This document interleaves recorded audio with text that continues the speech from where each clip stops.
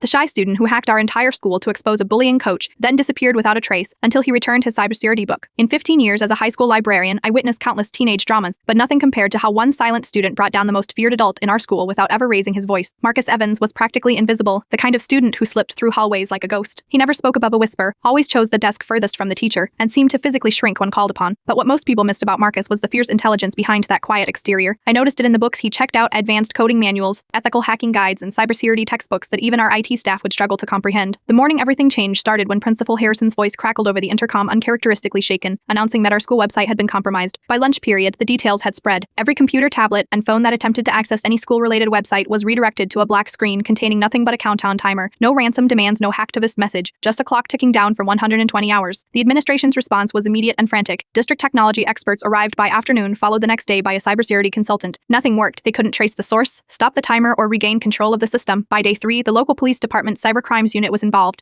Even they were baffled as the timer continued its relentless countdown. Theories spread like wildfire that whispered about leaked grades or embarrassing emails, frantically backed up files, and worried about private information being exposed. The atmosphere grew increasingly tense as the hours ticked away. On day 5, as the countdown approached 0, the entire school was on edge. At precisely 12:15 p.m., every digital screen in the school simultaneously went black. A collective gasp echoed through the building. Then the video started playing. It showed Quad Brennan, our revered football coach, on the sidelines during last season's championship game. For a moment, it seemed like an odd but innocent display of school spirit. Then the video zoomed in as Quad Brennan glanced around, stuck his finger deep into his nostril, and proceeded to eat what he'd extracted. The footage looped again and again, zooming closer, each time impossible to ignore and impossible to stop. The school erupted, unshelled with laughter. Frantically tried to shut down devices to no avail. For exactly 3 minutes, there was nothing anyone could do but watch Coat Brennan's disgusting habit on repeat. What made the video truly devastating wasn't just its gross-out factor, but its target. Coat Brennan wasn't just any teacher. He was a tyrant who had terrorized students for years while the administration looked the other way because of his winning record. Just the previous week, he had reduced a freshman to tears in a crowded hallway, calling him worthless and a waste of uniform. After the video finally stopped playing and the systems returned to normal, something had fundamentally changed. It made picking motions when the coach walked by athletes mimicked him during practice. Even faculty members struggled to maintain straight faces during staff meetings. 2 weeks later, Coach Brennan resigned, citing personal reasons. That same afternoon, Marcus appeared at my desk, sliding a thick cybersecurity manual across the counter and whispering that he wouldn't be needing it anymore. His expression remained neutral, but there was something different in his posture, a subtle straightening of his shoulders perhaps, or a new steadiness in his gaze. The video had been wiped from every school system, vanished as completely as it had appeared.